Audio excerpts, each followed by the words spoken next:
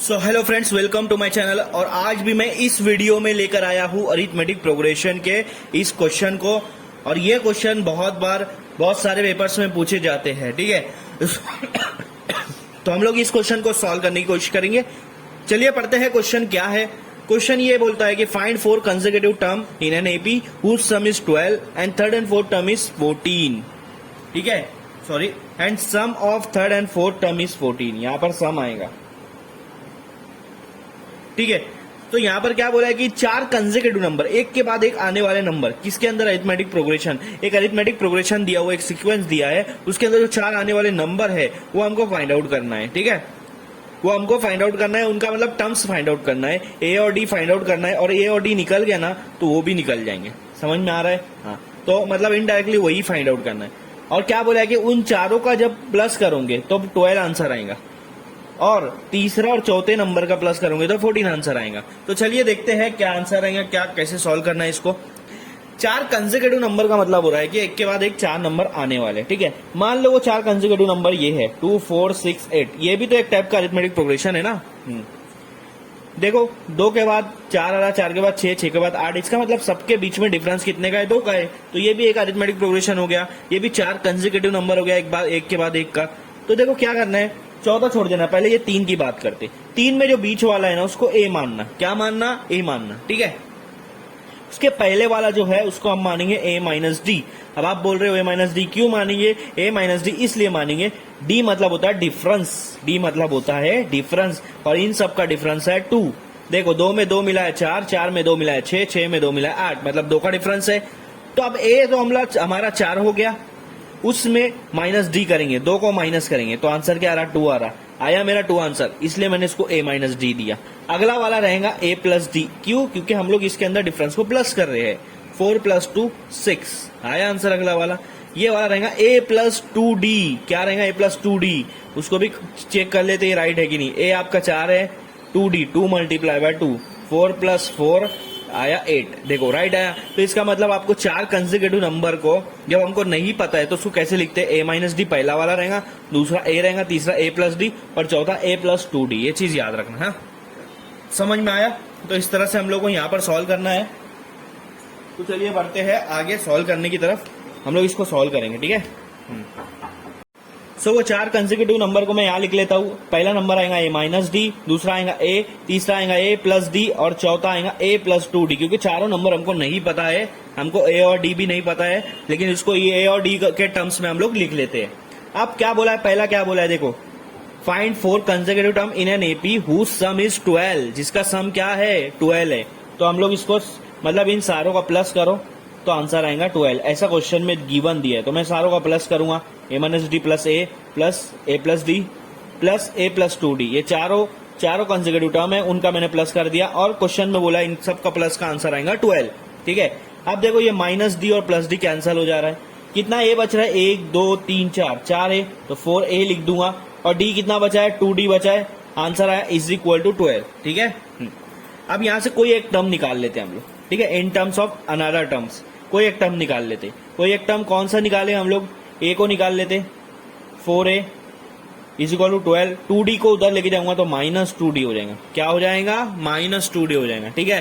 तो 4a मेरा क्या निकला? 12 माइनस 2d, ठीक है। 12 माइनस 2d है मेरा 4a निकला। अब मैं यहाँ पर क्या कर देता हूँ, इसको 4 को डिवाइड कर देता हूँ। यहाँ पर 12 डिवाइड बाय 12 माइनस 2d को 4 से डिवाइड कर दे रहा हूँ, ठीक है। तो a आएगा मेरा यहाँ पर। अरे मस्त डिवाइड मत करो, वो आपको बहुत हार्ड पड़ जाएगा। तो यहाँ पर क्योंकि वो फ्रैक्शन में आ जाएगा, यहाँ पर हम लोग क्या करेंगे? 2a में से सिर्फ 2 को ही डिवाइड करेंगे। 2a रहने देंगे, यहाँ से 2 जो है इधर आकर डिवाइड हो जाएगा। 12 माइनस 2 से 2 डिवाइड हो जाएगा। ये 2 और ये 2 क्या हो जा रहा है? 4 हो रहा है। मैंने 4 में सिर्फ 2 निकाला। 2 को 12 से डिवाइड करेंगे 6 होगा, और 2 को 2 से डिवाइड करेंगे तो 2 कैंसिल हो जाएगा। मतलब आपको 2a का आंसर क्या आ रहा है? 6 माइनस डी। 2a का आंसर क्या आ रहा है? 6 माइनस डी। ये पहले इक्वेशन से निकल गया। 2a is equal to 6 minus d, ये याद रखो, ठीक है। 2a is equal to 6 minus d. अब जब दूसरा हम लोग निकालेंगे तो हम लोग को पता चलेगा 2a is equal to 6 minus d. ये आपका पहला इक्वेशन था। अब आगे क्या बोला है क्वेश्चन में? ये बोला है कि sum of third and fourth term is 14। Third term कौन सा है आपका? ये। फोर्थ टर्म ये। इन दोनों को प्लस करेंगे तो आंसर 14 आएगा, ऐसा क्वेश्चन में बोल रहा है वो। तो चलो इन दोनों को प्लस कर देते हैं।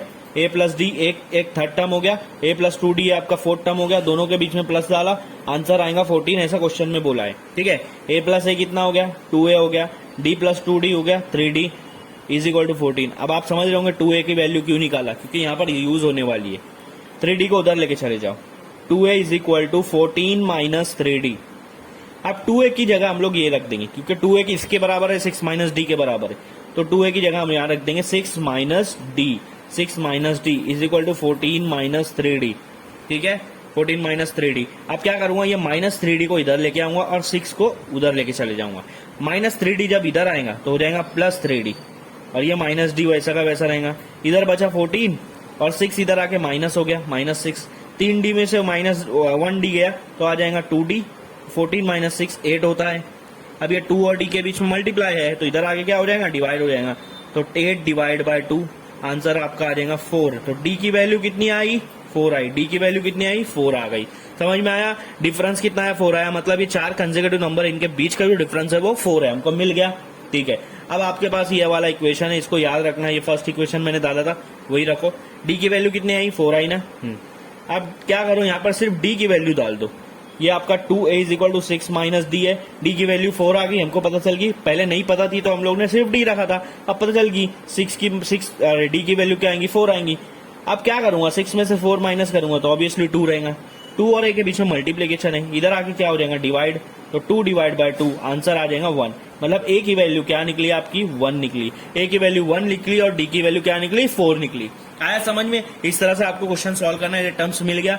अब यहाँ पर a और d की वैल्यू डालेंगे तो आपको चारों कंसेक्यूटिव नंबर मिल जाएगा। a याद रखो 1 है, d याद रखो 4 है। ठीक है, मैं यहाँ पर लिख देता हूँ साइड में, a आपका 1 है और d आपका 4 है, ये जो हम लोग ने यहाँ पर सॉल्व करके निकाला है। अब पहला नंबर ले लो a माइनस डी, तो a आपका 1 है, d आपका 4 है, तो पहला नंबर आएगा -3। मैं t1 डाल देता हूँ, पहला टर्म क्या आ रहा, -3।